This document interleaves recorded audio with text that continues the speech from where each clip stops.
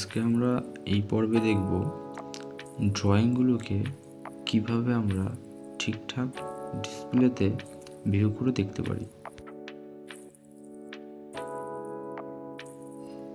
আর দেখব ড্রয়িং করতে করতে যদি কখনো ছোট বড় করতে গিয়ে আমাদের অসুবিধা হয়ে যায় কিংবা আটকে গিয়ে থাকে, তার সলিউশনটা কী আছে।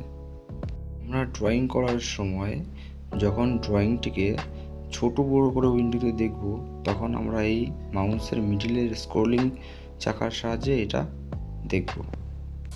যখন কোনো ড্রয়িংকে একটু জুম করে দেখব, তখন এটি সামনের দিকে ঘোরাবো, এবং যখন ড্রয়িংটিকে একটু ছোট করে দেখব, তখন এটি আমরা পেছন দিকে ঘোরাবো।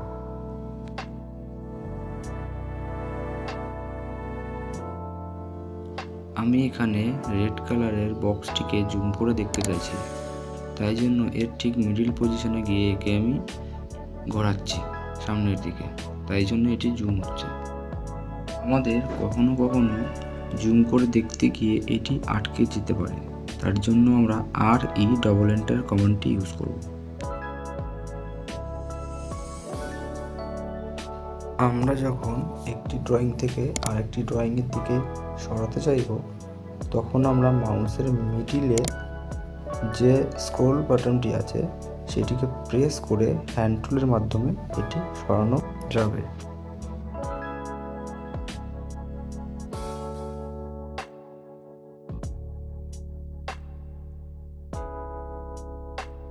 অবজেক্টটিকে জুম ইন এবং জুম আউট করতে চাইব, ওই অবজেক্টের সেই পজিশনে গিয়ে মাউসের বাটনটিকে স্ক্রল করলে সেই পজিশনে জুম ইন এবং জুম আউট হবে। যদি জুম ইন এবং জুম আউট করার সময় কোনো প্রবলেম হয়, তাহলে RE এন্টার দিলে আবার আমরা পুনরায় কাজটি করতে পারব। আবার অন্যদিকে যদি আমরা মাউসের মিডল বাটনটিকে প্রেস করে রাইট সাইডে আস্তে আস্তে সরিয়ে নিয়ে যাই, তাহলে আমরা ড্রয়িংটাকে আস্তে আস্তে লেফট সাইড থেকে রাইট সাইডের দিকে সরাতে পারব। মিডিলের স্ক্রল বাটনটিকে প্রেস করে একটু হোল্ড করে আস্তে আস্তে সরাতে হবে আর ছেড়ে দিতে হবে, আবার প্রেস করে হোল্ড করে সরাতে হবে, আবার ছেড়ে দিতে হবে। যে একটি ড্রয়িং উইন্ডোকে কি করে জুম ইন করতে হয়, আবার সেমভাবে আমরা জুম আউট করব।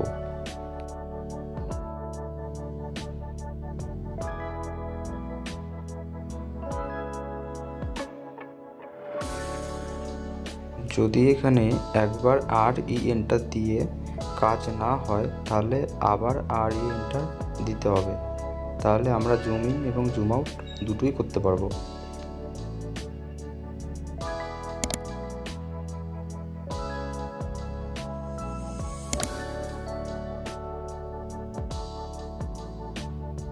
আমরা যে রাইট সাইড থেকে লেফট সাইডে সরিয়ে দিচ্ছি, এটা মাউসের মিডিলের স্ক্রল বাটনটিকে প্রেস করে রাইট সাইড থেকে লেফট সাইডে সরালে এটি সরতে থাকবে।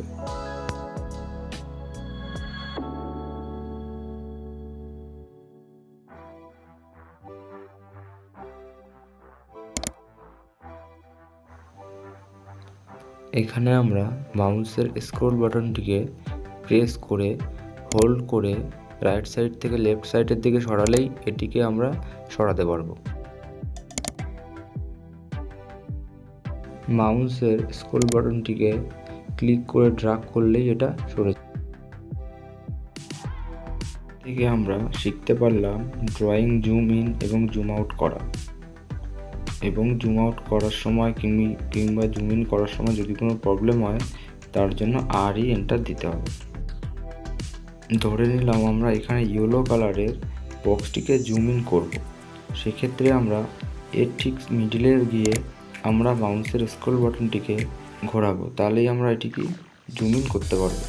এবারে আমরা দেখলাম যে এখানে একটা হোয়াইট কালারের বক্স আছে, এটাকেও জুম ইন করবো সেম প্রসেসে, এবং মাউসের স্ক্রল বাটনটিকে ক্লিক করে ড্র্যাগ করলে এটি আমরা সরাতে পারবো।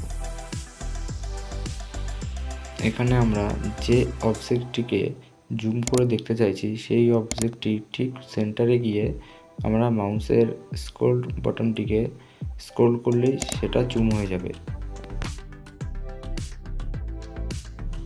আমরা যে পজিশনে গিয়ে আমরা মাউসের স্ক্রল বাটনটি স্ক্রল করব, সেই পজিশনেই আমরা দেখতে পাচ্ছি এটি জুম হচ্ছে। আমরা এভাবেই পজিশনে গিয়ে স্ক্রল করলেই সেখানে জুম হবে। আমরা আমাদের পজিশন মতো কার্সারটিকে সেখানে নিয়ে গিয়ে জুম ইন এবং জুম আউট করতে পারবো।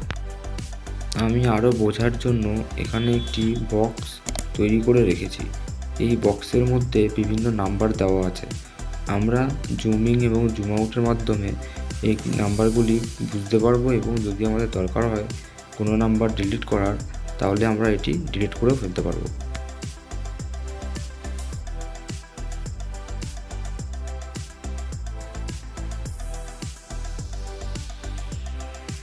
আমাদের যে পজিশনে জুম ইন এবং জুম আউট করা দরকার, ওই পজিশনে মাউসটি নিয়ে গিয়ে স্ক্রল করলেই জুম ইন এবং জুম আউট হবে।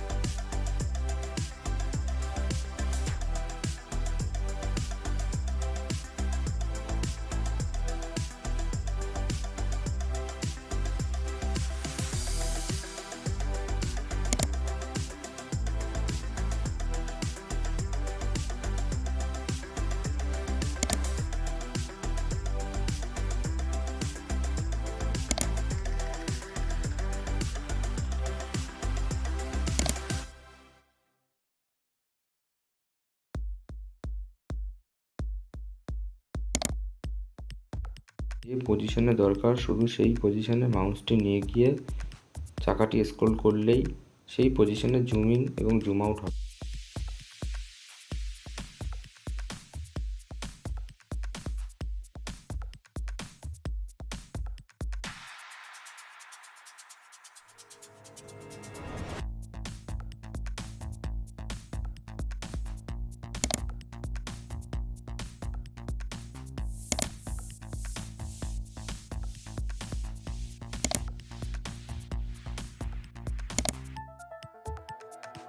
ক্লিক করে মাউসের স্ক্রল বাটনটি ড্র্যাগ করলেই এটি সরে যাচ্ছে।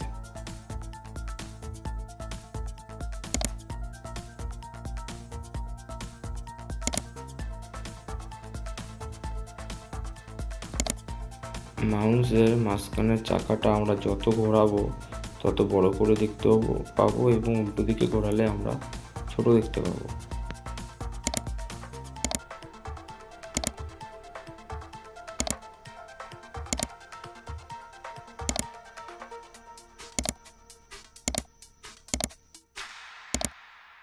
আর একটি ড্রয়িং তৈরি করে নিয়েছি। এই ড্রয়িংটির যে পজিশনে মাউসটি নিয়ে গিয়ে আমি চাকাটা ঘোরাবো সেই পজিশনেই ছোট বড় হবে। আমি যে পজিশনে নিয়ে যাব সেই পজিশনেই ছোট বড় হবে।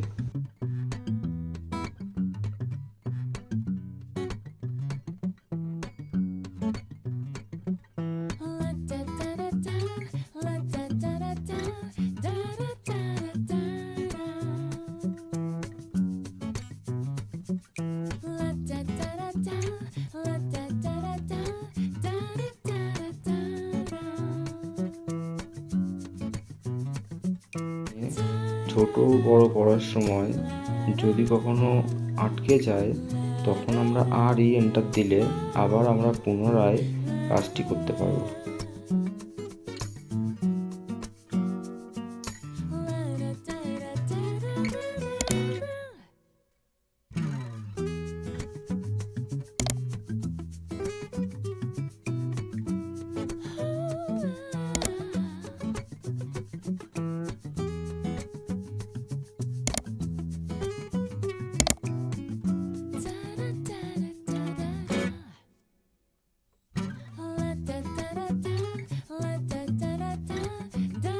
আমরা এখানে মাউস দিয়ে ড্র্যাগ করে করে যেখানে যেখানে লেখা আছে 1 সেটা আমরা সিলেক্ট করে ডিলিট অপশান থেকে ডিলিট করতে পারবো, কিবোর্ডের অপশান থেকে আমরা ডিলিট করতে পারবো, এবং অটোক্যাডে যেখানে ইরেজ লেখা আছে সেখান থেকেও আমরা ডিলিট করতে পারবো।